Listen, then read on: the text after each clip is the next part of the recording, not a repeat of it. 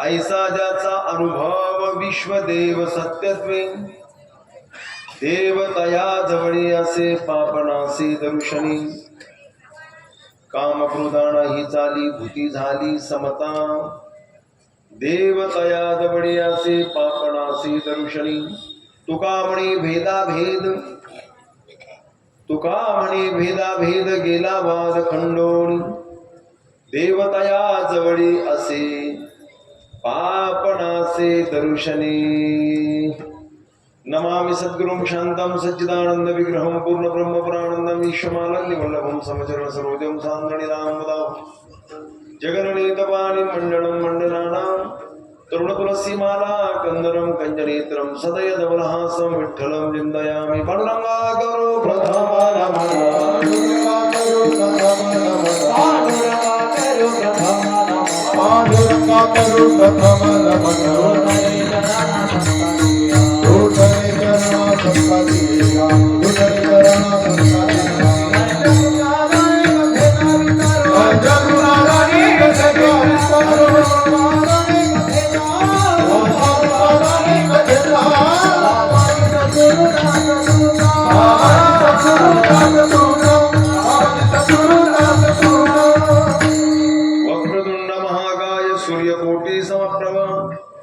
निर्विघ्नं कुरु मे देव सर्वकार्येषु सर्वदा. ज्ञानेषु भगवान् विष्णुर्वृत्तिर् भगवान् हरः सोपान भगवान् ब्रह्म मुक्ताख्या ब्रह्मदित्कर शरण शरणे गणाता पायी माता ठेविलानका पाभूतोष धारुदास पायाचा.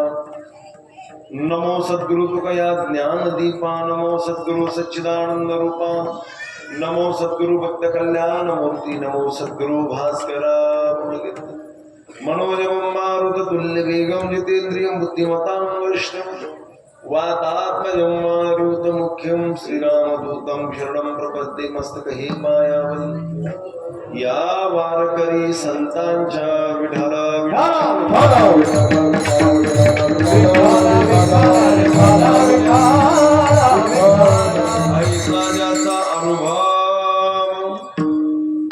ऐसा ज्याचा अनुभव विश्वदेव सत्यत्वे, देवतया जवळी असे पापनासे दर्शनी. प्रस्तुत कीर्तनासाठी निवडलेला म्हणून वैराग्य शिरोमणी श्रीमंत श्री जगद्गुरु तुकोबा यांचा. भगवान परमात्मा कोणाजवळ राहतात, ज्यांच्या जवळ भगवान परमात्मा राहतात त्यांना संत म्हणतात. त्यांच्या दर्शनाने आम्हाला होणारा लाभ काय, त्या लाभाचं दिग्दर्शन करणारा. आणि एकदा संत कृपा झाली तर कुठलाही भेद आयुष्यात उरत नाही, अशा प्रकारचा विश्वास आम्हाला अभंग सभेकरिता निवडला. त्रितपपूर्ती महोत्सव मोठ्या आनंदाने उत्साहाने समस्त ग्रामस्थ मंडळी आम्हाने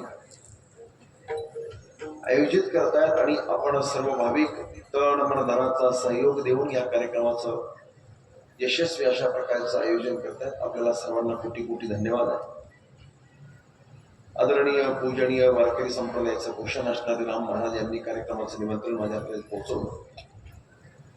कार्यक्रमाचे कुशल मार्गदर्शक केशव महाराज, त्याचप्रमाणे ज्यांची प्रमुख उपस्थिती आहे आमचे ज्ञानेश्वर माऊली महाराज, दोन्ही गायनाचार्य मृदंगाचार्य, उपस्थित सर्व बाल गोपाळ वारकरी संप्रदायातील सर्व ज्येष्ठ श्रेष्ठ आम्हाला. आपण सर्व भाविक भक्तिभावाने या कार्यक्रमामध्ये सहभागी होत आहे. वारकरी संप्रदायाच्या कार्यक्रमाचं पाठीमागचं लक्षण हेच आहे, महत्व हेच आहे. वाढावया सुख भक्तिभाव धर्मकुळा शारणाम विठोबाची. प्रत्येकाच्या अंतःकरणामध्ये भक्तिभाव, प्रेम, निष्ठा, श्रद्धा, समर्पण वाढावं याच्यासाठी अखंड ऋणम सत्ताची निर्मिती आहे. कशासाठी गाथा, कशासाठी गीता, कशासाठी ज्ञानेश्वरी, कशासाठी अखंड ऋणम सप्ताह, कशासाठी अभंग, कशासाठी हे सगळं आहे. तर याचं उत्तर एकाच वाक्यात आहे. आपल्या अंतःकरणामध्ये भक्तिभाव, प्रेम, निष्ठा वाढावी. प्रत्येकाला देव धर्म कळावा. प्रत्येकाच्या अंतःकरणामध्ये भगवंताच्या प्रति प्रेम श्रद्धा निर्माण व्हावी. प्रत्येकाच्या गळ्यात तुळशीची माळ पडावी. शुद्ध शाकाहारी प्रत्येकाचं जीवन असावं. मानवी जीवन ज्याला म्हटलेलं आहे ते जीवन आपल्याकडून जगणं व्हावं ही तळमळ संतांची आहे. म्हणून अखंड ऋणम सप्ताह विठाला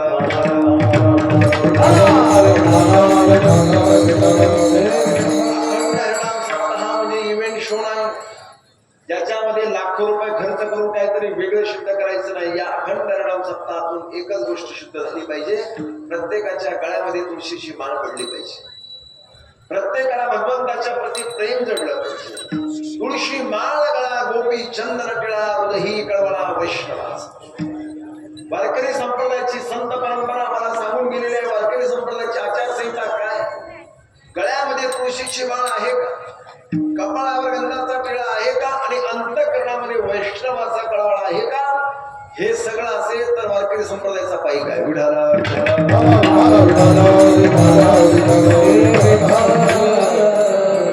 वारकरी संप्रदाय काय आहे हे कळण्यासाठी फक्त वारकरी संप्रदायाच्या संतांचं लिखाण वाचा, सगळ्यांना कळणार आहे. ज्ञानोबा, तुकोबा, शांतीब्रह्म, एकनाथ महाराज, गोरोबा काका महाराज, सुखोबा महाराज, सावता महाराज आदी करून महान संतांची परंपरा आहे. सेना महाराज, नामदेव महाराज, जनाबाई, मुक्ताबाई, बहिणाबाई, यादी जर पाहिली तर फार मोठी आहे. या सगळ्यांच्या बोलण्यातली एक वाक्यता हीच आहे, करा हरी भक्ती. किती मोठी गोष्ट आहे. सर्वांचा कालखंड पाहिला तर फार वेगळा वेगळा आहे. 7 ते 25 वर्षापूर्वी ज्ञानोबांनी बोलावं, 380 वर्षापूर्वी तुकोबांनी बोलावं, 400 वर्षापूर्वी माझ्या नाथ महाराजांनी बोलावं. पण बोलत असताना एका वाक्यात सुद्धा भिन्न भिन्नता नाही, समानता आहे. हेच वारकरी संप्रदायाचं विशेष आहे. फक्त मी माझ्या संतांचं बोललो, त्याच्या पुढचं सांगतो आपल्याला. 5000 वर्षापूर्वी श्रीमद भगवद्गीतेत बोलल्या जावं. 5000 वर्षापूर्वी श्रीमद भगवद्गीतेत सांगितल्या जावं. माझ्या संतांनी ज्ञानोबांनी 7 ते 25 वर्षापूर्वी ज्ञानेश्वरी ग्रंथ निर्माण करावा. ज्ञानोबांनी लिहित असताना श्रीमद भगवद्गीतेतला शब्द आणि त्याचा सारांश, त्याचा सिद्धांताला कुठेही कोट न लावावं. किती विशेष गोष्ट आहे. 5000 वर्षापूर्वी भागवत जन्माला यावं. शांतीब्रह्म एकनाथ महाराजांनी त्याच्यावर पुन्हा भागवत लिहावं. पण काहीही भिन्नता कुठे दिसणार नाही. 17 लाख वर्षापूर्वी रामायण तुळशीदास महाराजांनी लिहावं. 400 वर्षापूर्वी नाथ महाराजांनी रामायण लिहावं. कुठेही तुम्हाला भिन्नता, मत भिन्नता दिसणार नाही. हे वारकरी संप्रदायाचं विशेष आहे. ज्याला वारकरी संप्रदाय कळाला, जगातला परमार्थ सगळा त्याला कळाला. विठाला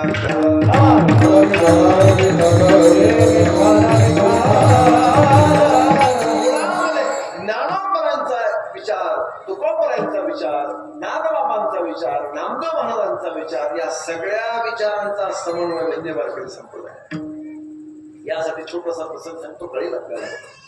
ज्ञानोबांनी पंढरपूरला यावं, सगळ्या संतांना पाहावं, सगळ्यांनी दर्शन करताना दिसावं.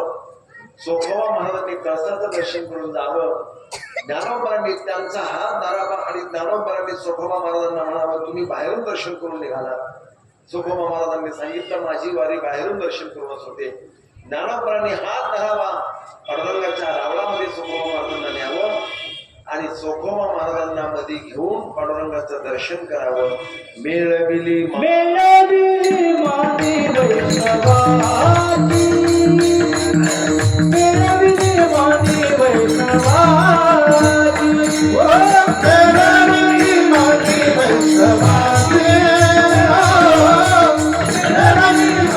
वैष्णवाची, गयाने भाकरी मुक्तीची कमानी, मेळविली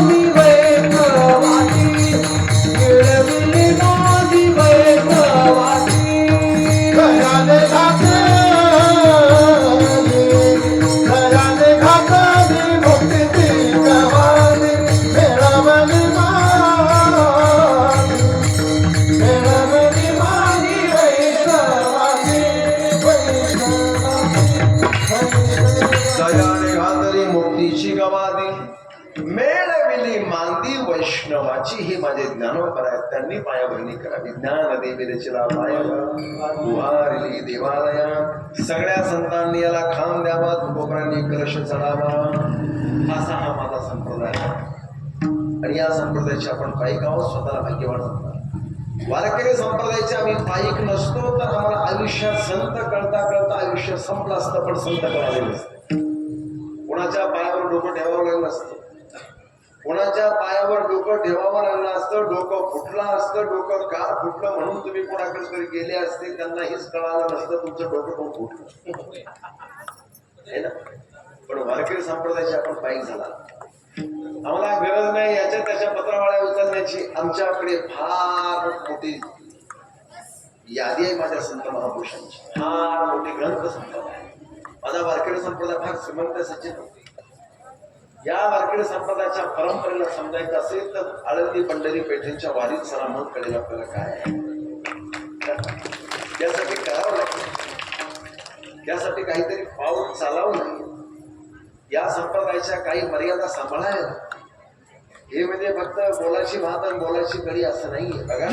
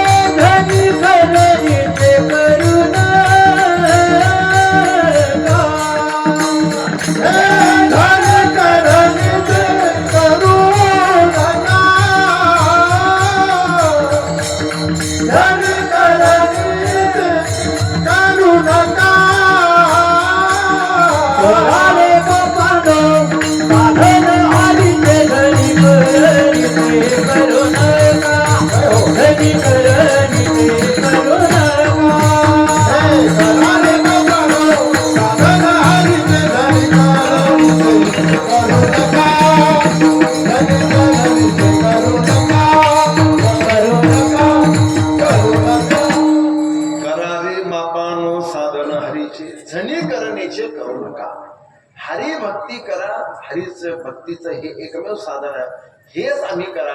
वारकरी संप्रदाय कळायला वेळ लागला. तुम्हाला सांगू का विषय, तुम्ही फार गोड प्रमाण दिले म्हणून त्या विषयाकडे मला जावं.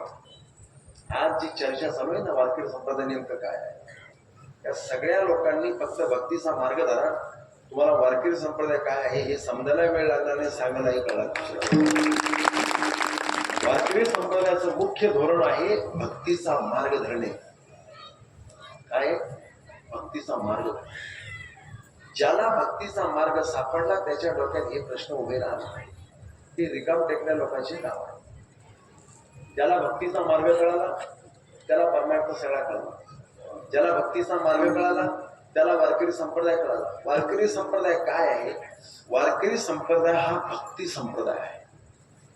पहिला सर्वात महत्वाचा शब्द सगळ्यांनी ध्यानात ठेवायचा. वारकरी संप्रदाय काय आहे? भक्ती संप्रदाय आहे. ना तो पुरोगामी आहे ना तो प्रतिगामी आहे, तो आहे भक्ती संप्रदाय. काय? भक्ती संप्रदाय. ज्यांना कोणाला वाटत असेल हा पुरोगामी आहे अशा लोकांनी भक्ती करा. तुमच्या ध्यानात येईल वारकरी संप्रदाय हा भक्ती संप्रदाय आहे. ज्यांना कोणाला वाटतं हा संप्रदाय प्रतिगामी आहे त्याही लोकांनी भक्ती करा. त्यांच्या पण ध्यानात येईल हा वारकरी संप्रदाय प्रतिगामी नाही तर हा भक्ती संप्रदाय आहे. या संप्रदायाच्या मार्गाने चालणाऱ्या माणसाला देवाचं दर्शन करायचंय, बाकी त्याला काही ठाऊक नाही. तुका म्हणे जन्माल्याचे विठ्ठलचे एक देखलिया. हरिभक्तीचं हे प्रामुख्याने महत्व वारकरी संप्रदायामध्ये सांगितलेलं आहे. म्हणून किती संतांनी कितीतरी प्रमाण आपल्याला सांगायचे झाले, हजारो प्रमाण आहेत. करा हरिभक्ती परलोक येईल. हो सोडविलय पासूनी या, सोडविलय पासूनी या, सोडविलय पासूनी या, सोडविलय पासूनी या.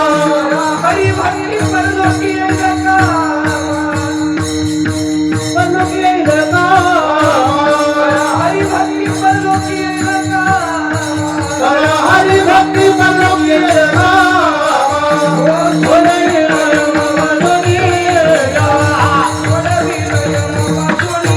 परलोक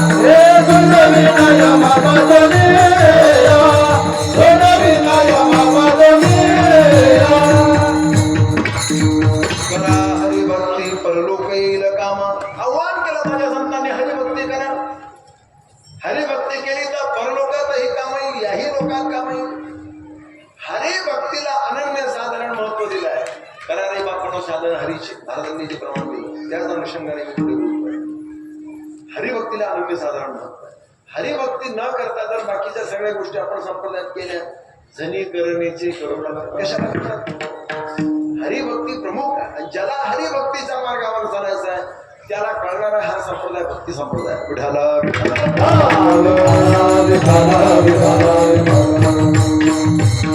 तुम्हाला एक विशेष पैलू सांगतो आणि पुढे चालतो. यावर माझा विस्तार होत नाही बोलण्याचा. ज्ञानोबा कैवल्य सम्राट चक्रवर्ती म्हणून त्यांच्याकडे आम्ही पाहतो.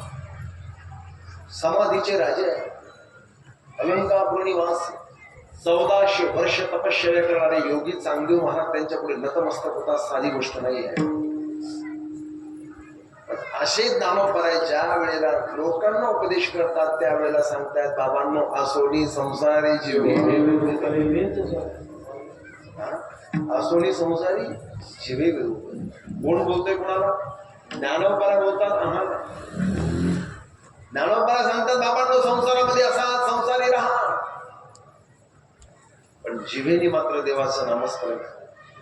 1400 वर्ष तपश्चर्या करणारे योगी चांगदेव महाराज त्यांच्या पायावर डोकं ठेवतात. ते ज्ञानोबा आम्हाला भक्ती करायला सांगतात. याचा विस्तार आता मला करण्याची गरज नाही. मुद्दा कळाला. विठाला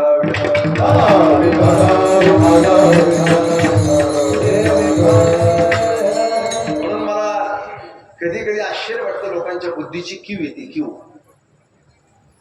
अध्यात्म समजण्याकरता अध्यात्माच्या शब्दाचा वापर करावा लागेल का व्यवहाराचा दादा?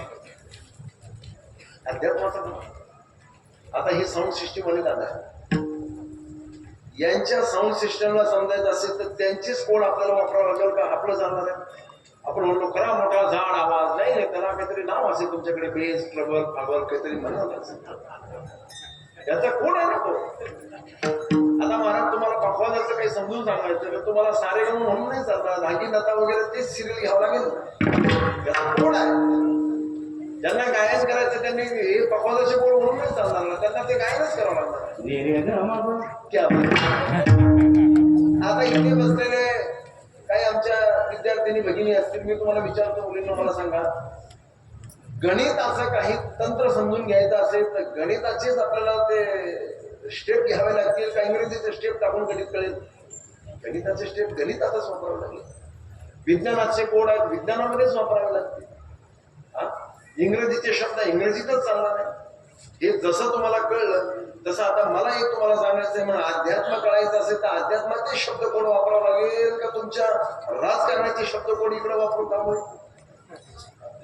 म्हणजे आंधळ पुत्रपीठ खाता अशी गोष्ट झाली. आमचे शब्द करायचे तुम्हाला, आमचा अध्यात्म समजायचं तर मग अध्यात्माच्या शब्दाचा वापर करावा लागेल. भक्ती कशाला म्हणावं, ज्ञान कशाला म्हणावं, कर्म कशाला म्हणावं, उपासना कशाला म्हणावी, वैराग्य कशाला म्हणावं, शांती कशाला म्हणावी, हे शब्द कोण आहेत? 5000 वर्षापूर्वी गीतेमध्ये आलेले शब्द आजही तेच आहेत आणि भविष्यातही तेच राहणार आहेत. उलट तुमच्या व्यवहारातले शब्द दैनंदिन बदलतात. तुम्ही 1,00,000 रुपयाचा मोबाईल घेतला आणि कितीही किमतीचं त्याच्यात ऍप घेतलं तरी ते 2-5 दिवसानंतर सांगणार आहे याला हे करा म्हणून. काय म्हणतात त्याला? अपडेट करतात. ते बदलणार आहे. म्हणून वाक्य आहे का माणूस बदलला, माणसाची जात, धर्म, वर्ण, आश्रम, पंथ सगळं बदललं. माणसाची भाषा बदलली पण माणसाला बदलणारा अध्यात्म कधीच बदललं नाही. ते नित्य नूतन आहे, लक्षात ठेवा. त्यात चेंजेस होत असतात. भक्ती भक्ती आहे, ज्ञान ज्ञान आहे, कर्म कर्म आहे, उपासना उपासना आहे, वैराग्य वैराग्य आहे.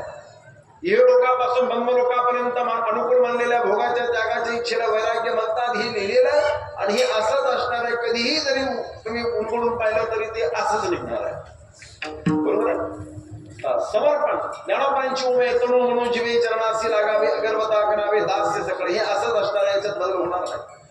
गीतेमध्ये किती निरीक्षणपूर्वक श्लोक लिहिलेले जरा वाचा. पहिला श्लोक लिहिला तद्वितीप्रणे बातेन परिप्रश्नेन सेवया उपदेक्षन्ते ज्ञानं ज्ञानेन तत्त्वदर्शन. याच्यावर भगवंताला थोडंसं असं वाटायला लागलं की येणाऱ्या काळामध्ये लोक खोटा खोटा नमस्कार करतील, खोटं खोटं दंडवत घालतील आणि ज्ञान मिळवण्यासाठी सद्गुरूकडे जातील. भगवंताने विशेष अपडेट श्लोक लिहिला. श्रद्धावान लभते ज्ञानं तत्पर संहितेन ते ज्ञानं लब्ध्वा परां शांती बचिरे नादि गच्छति. ते 5000 वर्षापूर्वी लिहिलंय. आजही ज्ञान मिळवायचं असेल तर श्रद्धाच ठेवावी लागते. वरवर काम चालणार नाही. हे परमार्थ आहे. तिथे जर याला समजायचं तर हेच शब्द वापरावे लागतील. तुमचे व्यवहारातले शब्द तिकडे बाजारात मांडा. आमच्याकडे हे शब्द आहे. विठाला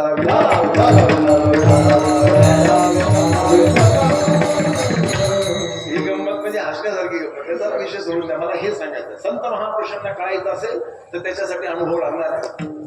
तो अनुभव म्हणजे व्यवहाराचा सांगणार नाही, त्याच्यासाठी परमार्थाचा पारखोटीचा अनुभव लागणार आहे. माझा दुसरा विषय व्यवहारातल्या अनुभवाने व्यवहार करणार आहे, परमार्थातल्या अनुभवाने परमार्थातले आणि मूल्य करणार.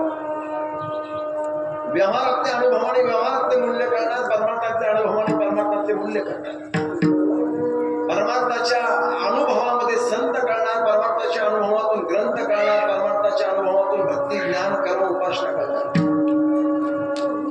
परमार्थाच्या अनुभवातून परमार्थाच्या सगळ्या मूल्यांचं दर्शन होणार. तो परमार्थाचा अनुभव ज्यांच्याकडे असतो त्यांना वारकरी संप्रदायामध्ये संत म्हणतात. कोण आहेत संत? अभंगाचं पंकजन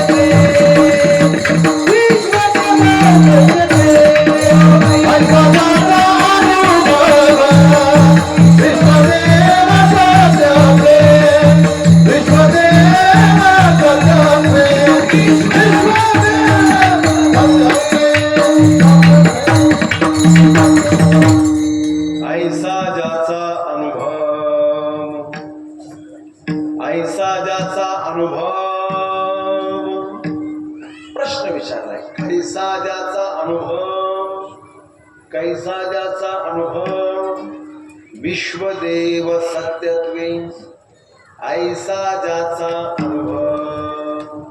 विश्वदेव सत्यत्वे ऐसा ज्याचा अनुभव. कैसा ज्याचा अनुभव? विश्वदेव सत्यत्वे ऐसा ज्याचा अनुभव. ऐका ना, या विश्वामध्ये देवाशिवाय दुसरं काहीही सत्य नाही.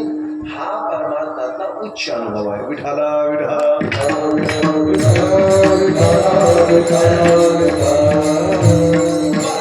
महत्वाचा प्रश्न माझा असा आहे, हा अनुभव पुन्हा कुणाला आला पाहिजे?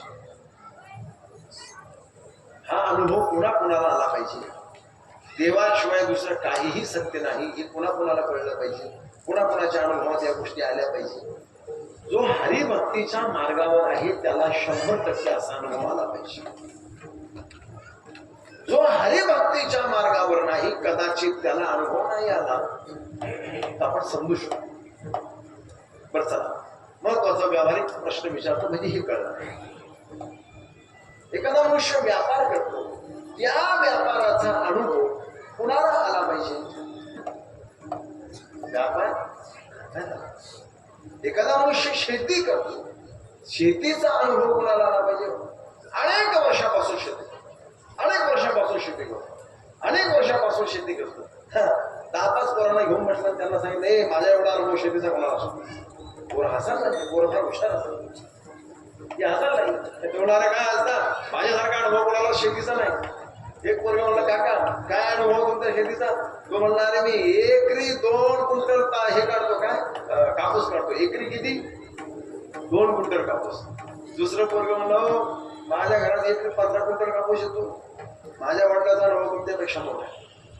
व्यवहारामध्ये शेती करत असेल एखादा मनुष्य, त्याला शेतीचा अनुभव असणं आवश्यक. कुणी असो, व्यापार करतो, व्यापाराचा अनुभव असणं आवश्यक. नोकरी करतो, त्या नोकरीच्या क्षेत्रामध्ये त्याचा अनुभव असणं आवश्यक. कुठल्याही क्षेत्रामध्ये ज्या क्षेत्रात आपण काम करतो त्या क्षेत्राचा अनुभव असणं आवश्यक. आता हे जर सत्य आहे तर परमार्थाच्या मार्गात असणाऱ्याला परमार्थाचा अनुभव असणं आवश्यक आहे का नाही हा माझा प्रश्न असणं आवश्यक आहे की नाही. मग तो कोणता अनुभव असला पाहिजे तर परमार्थाच्या मार्गात असणाऱ्या माणसाला देवाशिवाय दुसरं काहीही सत्य नाही अशी अनुभूती यायला पाहिजे. ती अनुभूती आज नाही आली, कधीतरी का होत नाही पण आलीच पाहिजे. जर ती अनुभूती आली नाही तर परमार्थाच्या मार्गामध्ये आपला प्रवास फार चांगला चालला आहे असा त्याचा अर्थ होत नाही. विठाला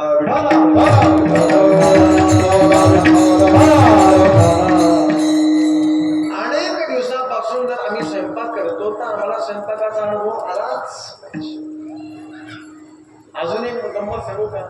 अनेक दिवसापासून आपण जेवण करतो तर आपल्याला सुद्धा आपल्याला खायला किती लागणार आहे याचा अनुभव आलाच पाहिजे. आपल्याला जेवायचं. मी काही माणसाचं जेवणाची पद्धत पाहतो, मला हसायला येतं की जेवण कोणाला करायचंय आपल्याला. पण आपण आज काय जेवायला बसलो का म्हणजे हो ठीक आहे 50 वर्षात आपण कधी जेवलो नाही, अचानक जेवायला बसलो, किती आपल्याला जेवायला लागणार आहे याचा अनुभवच नाही म्हणून अंदाज आला नाही, खरकट पडलं समजू शकतो आपण. एखादा फलहारी मनुष्य आहे अचानक त्याच्या पुढे ताट वाढलं त्याला अंदाज नाही आला, कुठला अंदाज काही राहिलं ताटात, काही खाल्लं काही हे समजू शकतो. पण आपल्या जेवणाचा कार्यक्रम किती दिवसापासून सुरू आहे, कायम चालू आहे. मग आपल्याला जेवायला किती लागतं हे काही शेजारच्याला माहितीये का, हे आपल्यालाच माहिती आहे. पण तरी जेवायला म्हटल्यानंतर ताटामध्ये घरगडं का पडतं, पुन्हा पडल्यावर सुद्धा माणूस हे वाक्य बोलून टाकतो तर आज जास्त झालं. खाला नाही तू घेतलं आपण कसं काय होईल. मला आजपर्यंत माझ्या ताटात कधीच असं जास्त झालं नाही. मग आपण शुद्धीवर नाही याचा अर्थ असा होतो वाढता. आपण आपल्याला हे अनुभव आहे. आपल्या उदराला किती लागतं हे आपल्याला कळलं पाहिजे. ताटामध्ये उष्ट ठेवणं म्हणजे अतिशय बेधोरणी कार्यक्रम आहे.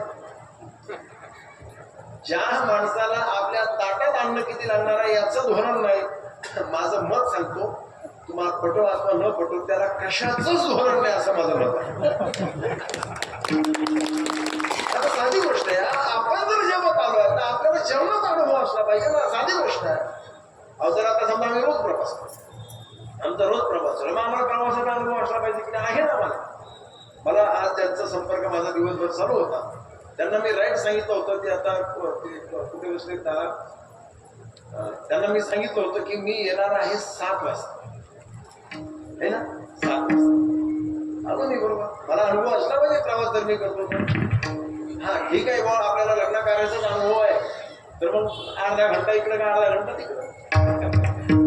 आता रोजच तुम्हाला कीर्तनाला जायचंय, जर कीर्तनाला जायचं 7 ते 9 कीर्तन आहे, तुम्ही 9 ला तिथं मंडपात पोहोचत असाल तर बेधोरणीच कार्यक्रम आहे की नाही हा. तुम्ही म्हणणार की नाही आम्हाला बेधोरणी, काय महाराज आहे तुम्ही रोजच कीर्तनाला जाता, तुम्हाला टायमाचं धोरण आहे की नाही. हा ठीक आहे, आडी अडचण असेल तर हा. आता समजा हे गायन करणारा मंडळ यांना रोजच चालीचा अनुभव आहे, चाल कशी म्हणायची हे त्यांचा अनुभवाचा विषय ना.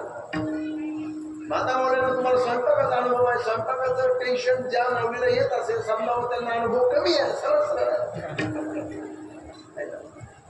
जेवण असो, स्वयंपाक असो, व्यवहार असो, प्रपंच असो, संसार असो, उद्योग असो, नोकरी असो, काय जी तुम्ही आम्ही करतो हे करण्याचे अनुभव आम्हाला असलेच पाहिजे. हे तसं सत्य आहे तसं परमार्थाच्या मार्गामध्ये असणाऱ्या व्यक्तीचा अनुभव विश्वदेव सत्यत्वे, त्याला देव सत्य हळूहळू का होत नाही वाटला पाहिजे. तुका म्हणे घालू तयावरी भार वाहू हा संसार देवा. कधीतरी अनुभूती आली पाहिजे, कधीतरी त्या देवावर विश्वास ठेवला पाहिजे. मागे पुढे उभा आहे संभाळीत आली आघात निवाराया, कधीतरी कळलं पाहिजे. देवासाठी घेऊन जोग अवघा भोग त्याची येला. कधीतरी त्याची अनुभूती आली पाहिजे. संत महापुरुषांचं जीवन बघा, या अनुभवाने ते परिपूर्ण. ठीक आहे, आपण संत नाही हो, आम्ही तुम्ही कुणीही संत नाही, पण किमान त्या मार्गावर तरी मनुष्य आरूढ झाला पाहिजे.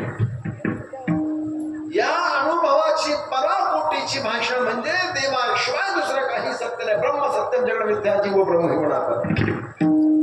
पण त्याचा एक अंश म्हणजे माझ्या ईश्वराशिवाय या जगात काहीच नाही हे वाक्य तरी आमच्या मुखातून पडलं पाहिजे. हा परमार्थाचा अनुभव आहे.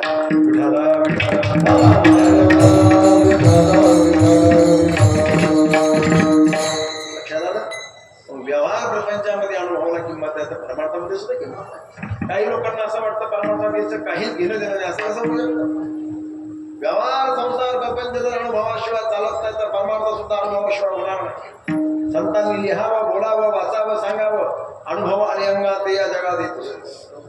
पण काय तो अनुभव आहे? अनुभव तो हाच आहे, विश्वदेव सत्यत्वे. विषय तो त्यांचा झाला नारायण, नावडे जनधन माता पिता. तीन रजणी हाची धंदा गोविंदाची पोवाडी.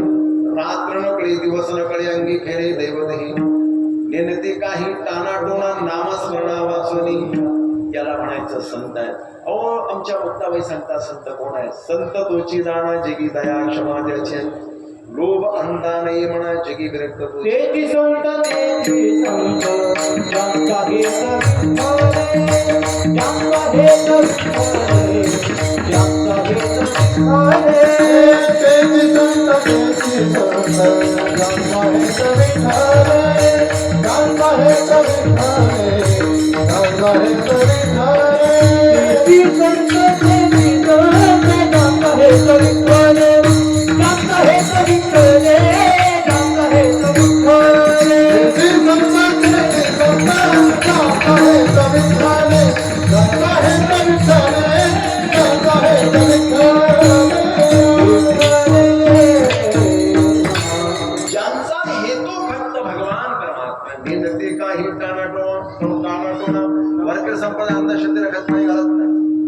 अंधश्रद्धेचा आणि वारकरी संप्रदायाचा दुरान्वयी संबंध नाही. वारकरी संप्रदाय हा वैचारिक क्रांती करणारा संप्रदाय आहे. इथे शब्द अंबा घडी धरण शब्दाची इथे शब्दाने मानवी जीवन परिवर्तित करणारा हा संप्रदाय ही विचार आहे. इथे फक्त शब्दाने काम होणार आहे. हरिभक्ती करा, देवाचं नाव घ्या, सगळ्या गोष्टी होणार. काय मोही केले का चिंतिता विठ्ठली, सर्व साधनाचे सार इथे शब्दाचंच काम आहे आणि शब्दानेच ह्या सगळ्या गोष्टी होणार आहे. म्हणून वारकरी संप्रदायाच्या विचारामध्ये आम्हाला तुम्हाला सगळ्यांना याची आवड, जीवाला जगातल्या प्रत्येकाला देवाशिवाय दुसरं काही सत्य नाही वाटलं पाहिजे. हा परमार्थाचा मोठा अनुभव व्हायचा, ज्याचा अनुभव विश्वदेव सत्यत्वे. ठीक आहे महाराज, कळालं. विश्वामध्ये देवाशिवाय दुसरं काही सत्य नाही असा जो अनुभव आहे. मग अशा अनुभवाचे परिपूर्ण असणारे संत, त्यांच्या जवळ काय राहतं? ज्यांना जे सत्य वाटतं तेच त्यांच्याकडे राहतं. अभंगाचं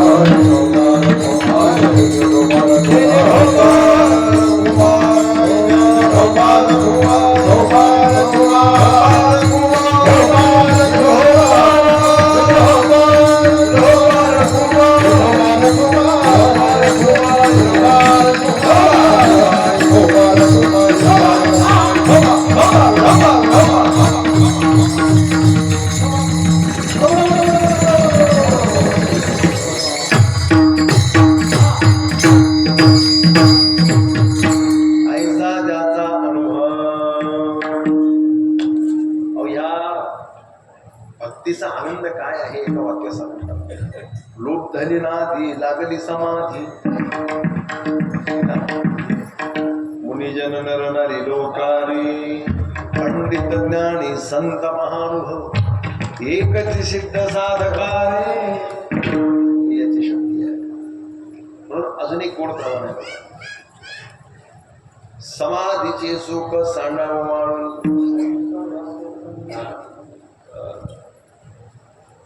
सुरुवात काय टोपेवर मामा सांगितले संती टाळ दिंडी हाती घेऊन नाचा समाधीचे सुख सांडाव माणून.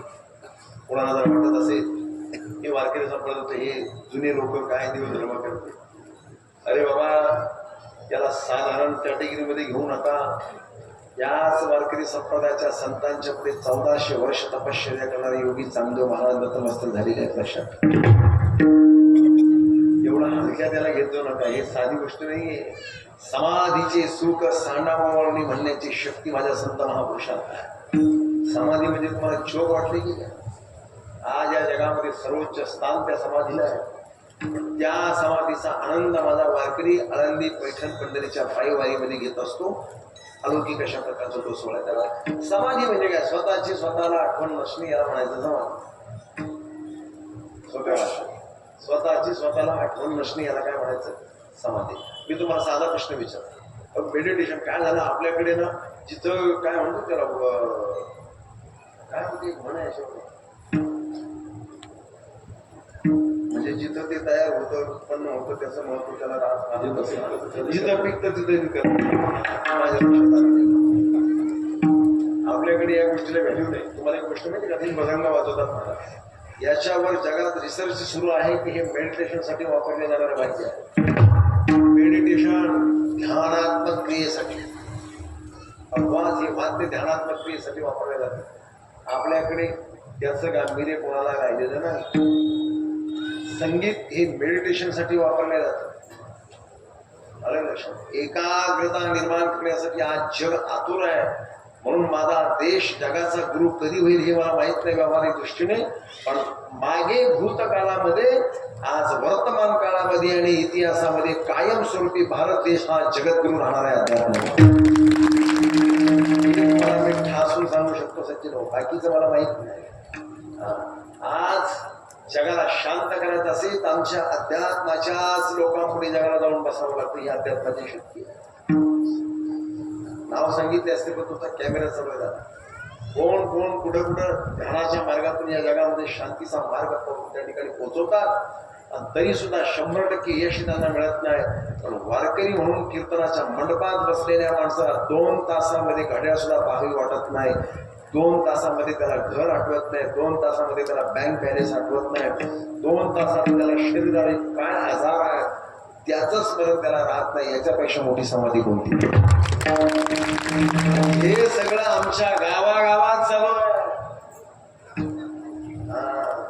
यातून एक वाडी विसरली नाही, वस्ती नाही, शहर नगर महानगर, पण जगातल्या ज्या ज्या ठिकाणी आमचा वारकरी पोहोचणार त्या त्या ठिकाणी हे सगळं सुरू आहे. म्हणून फार मोठी गोष्ट. हा विषय कसा आहे? फार मोठा विषय, गहन विषय. हे जरा डोक्याच्या बाहेरचा विषय समजून घेत. तर आपल्याला असं वाटतं कीर्तनात आपण म्हटलो महाराज आला त्यांनी भडाभडा कीर्तन सांगितलं. या महाराजांनी काही सांगितलं नाही. हे नारदाची गादी आहे, जिथे कीर्तनाची जागा तिथे पणरंग होता. या ठिकाणी ऑटोमॅटिक माणसाचं मन खेचलं जातं. ही शक्ती आहे. माझं चॅलेंज आहे याच जागेवर याच मंडपात फक्त कीर्तनाशिवाय बसलेल्या लोकांना 2 तास तुम्ही ते बसून दाखवा आणि मग मला सांगा शक्य. चला जाऊ दे, आपल्याच गावचं उदाहरण घेतो. या जागेवर हाच मंडप आहे, बसणारे सगळे आपण आहोत. निमित्त फक्त लग्नाचं होतं, बसताना 2 तास निमित्त बदललं बरं. निमित्त काय झालं? लग्नाचं आहे. मंडप हाच आहे. समजा 2 मिनिटासाठी तुमचाच मंडप आहे. बसणारे सगळे आपणच आहोत. मी नव्हतो तर तुम्ही सगळे जण. आणि निमित्त कशाचं आहे? लग्नाचं. ओ उरकणा 5 मंगलाष्टक झाले. अवधूत मला 7 म्हणाला. काय होतं त्याला 5 म्हणलं बरं का? म्हणजे गडबड आहे तिथे काय. चला अजून एक मुद्दा सांग. मंडप हाच आहे, जागा हीच आहे, बसणारे आपणच आहोत. सप्ताहाच्या मंडपामध्ये कुणाच्याही पायात चप्पल नाही, लग्नाच्या मंडपात कुणाची चप्पल बाहेर नाही. पोर खेळ आहे का काय? लग्नामध्ये 1000 लोकांना जमा करण्यासाठी वधू आणि वराची पिता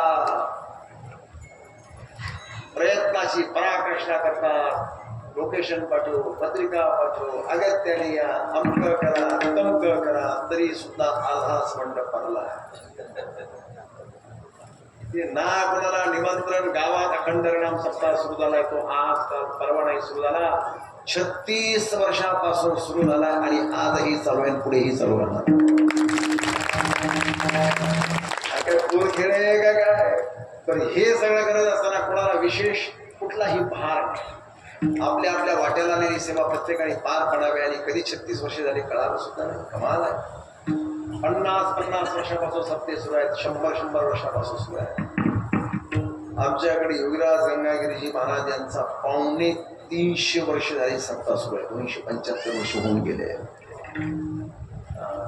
ही सोपी गोष्ट नाही. याला इंग्लिश मध्ये जोक नाही. विठाला विठाला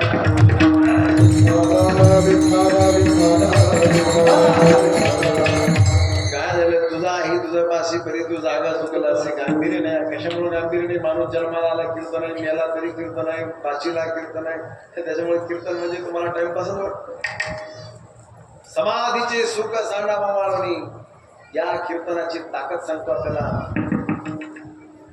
ब्रह्मीभूत काया होत से कीर्तने.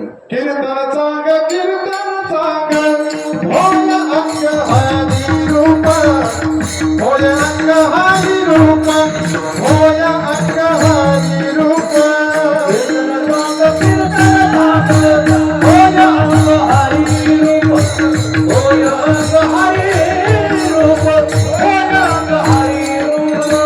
कीर्तन सांग, कीर्तन सांग, होय हरी रूप, कीर्तन सांग, होय अंग हरी रूप, होय अंग हरी रूप, होय अंग हरी रूप.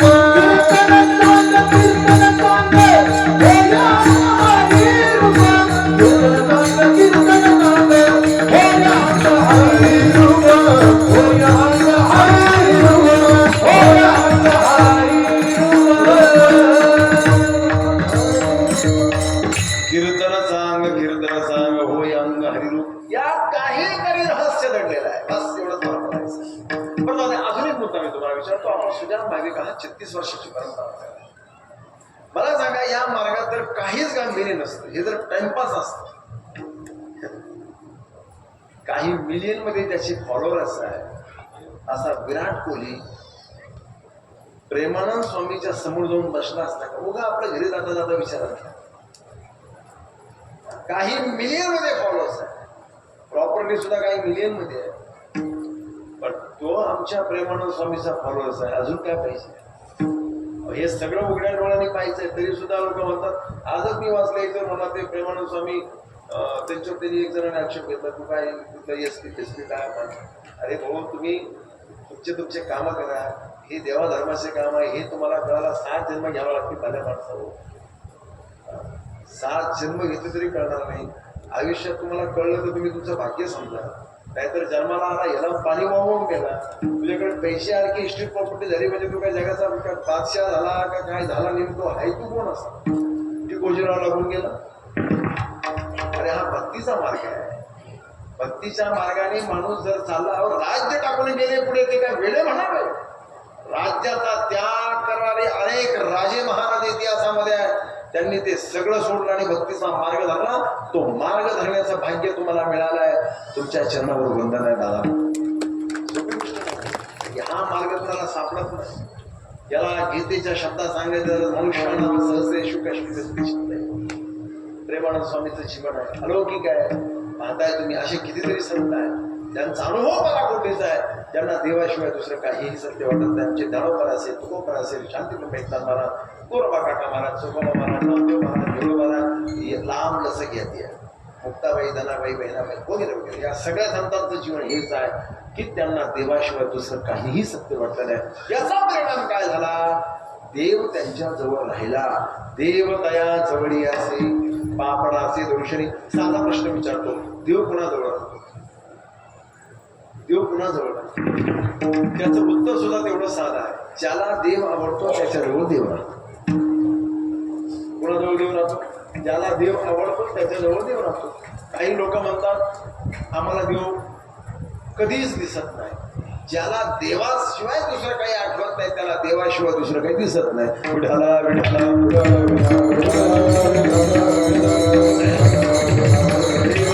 जवळी असते. अहो ज्याला जे आवडतं तेच त्याच्याकडे राहतं. हा व्यवहाराचा साधा सिद्धांत.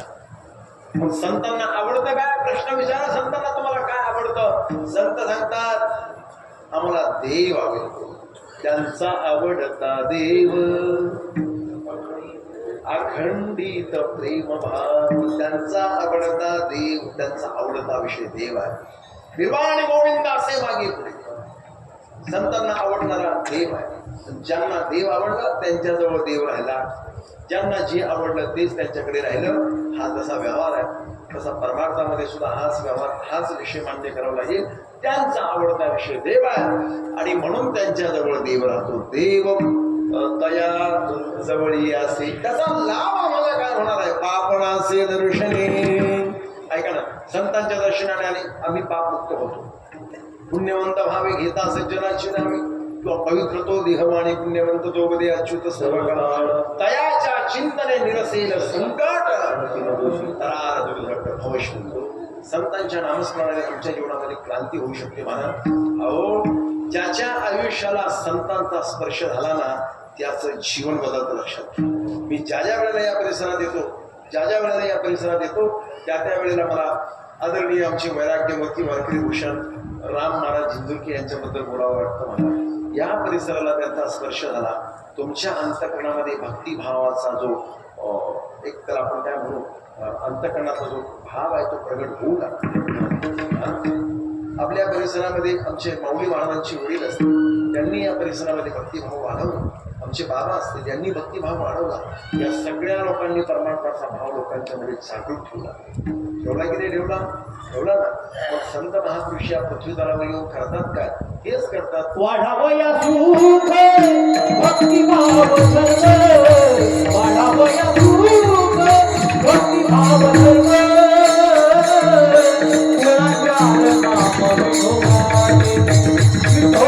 कुलाचार नाम विठोबाचे. वाढावया सुख भक्तिभाव धर्मा. वाढावया सुख भक्तिभाव धर्मा. कुलाचार नाम विठोबाचे.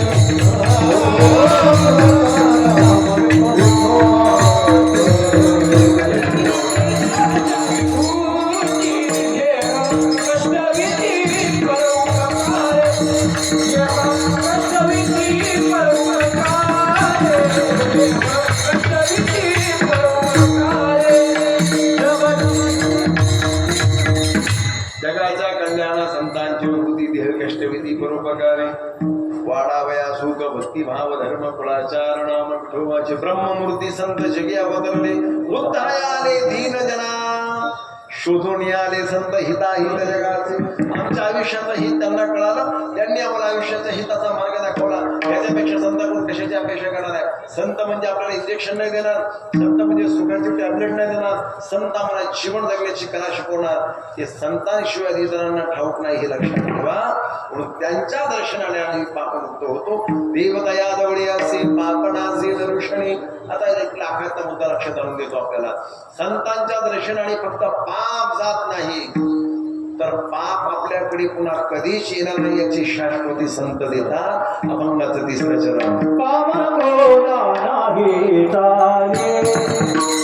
काम क्रोधा नाही तारे. काम क्रोधा नाही तारे. काम क्रोधा नाही तारे. काम क्रोधा नाही तारे. काम क्रोधा नाही तारे. क्रोधा नाही तारे. काम क्रोधा नाही तारे. बुद्धिदाने समता होती झाली समता देव यादवरी राजे देव यादवरी राजे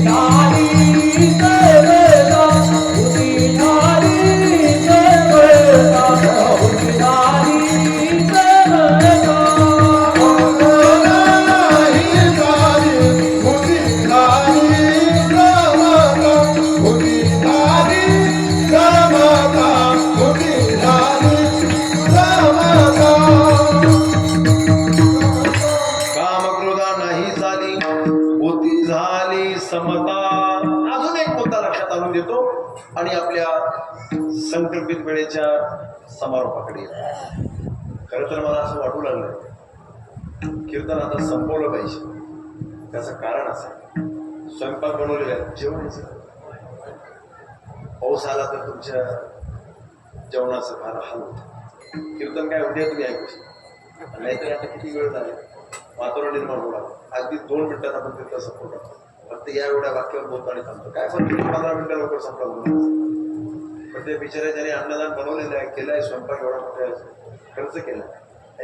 एकदा असं झालं मी कीर्तनाला गेलो ते म्हणले महाराज पावसाचं वातावरण दिसतं म्हणलं पहिले जेवायला बसतं तेवढे कीर्तन म्हणलं उद्या झालं तरी चालेल टेन्शन घेऊन म्हणून मी आल्याला विचारलं बंधूला विचारलं म्हणलं कीर्तनाला पावसात जर म्हणजे जेवणाचं पहा म्हणलं तुम्ही वातावरण जर कसं काय ते म्हणले नाही पहिले होते आपला. त्याला विचारलं म्हणलं आपल्याकडे निवार आहे का ते म्हणजे काही काळजी करू नका एक जर तर म्हणजे पाऊसच येणार नाही टेन्शन घेऊ म्हणलं मग आता कीर्तन करायला काय हरकत नाही. चला काम क्रोधाना ही झाली भूती झाली समता. अतिशय आयएमपी विषय असल्यामुळे फक्त 2 मिनिटं घेतो जो कदाचित आपण ऐकलेला नसेल. संतांच्या आशीर्वादाने संतांच्या कृपेने आमच्याकडे पापच येणार नाही अशी व्यवस्था आहे आणि या व्यवस्थेमध्ये फक्त संत बसतात बाकी कोणीच नाही. संतांची जर कृपा झाली ना तर पाप ज्याच्यामुळे होतं ना ते आपल्याकडे येतच नाही. पाप कशामुळे होतं फक्त गीतेत चला 3 आपल्याला श्लोक सांगताना पुढेच अर्जुनाने देवाला प्रश्न विचारला पाप कशामुळे होऊ शकतो.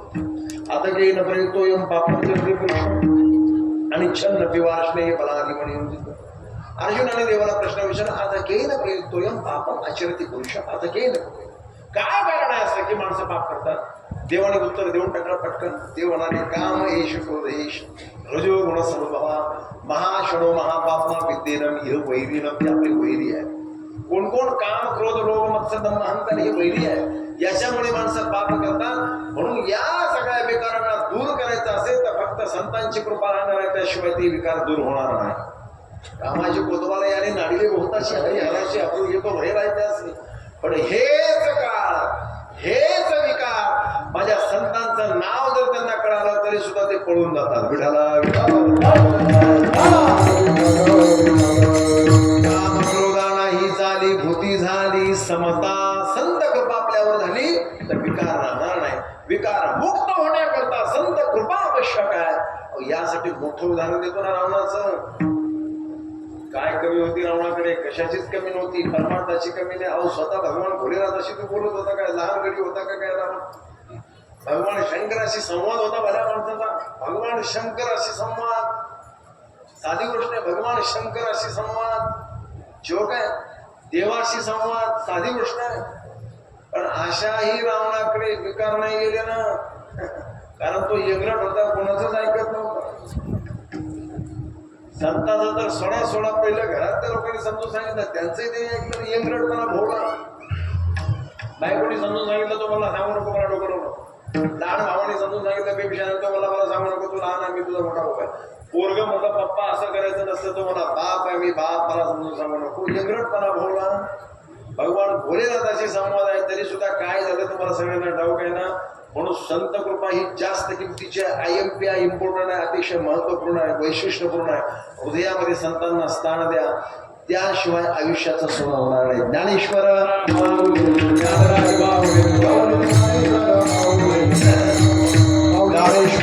माऊली रामा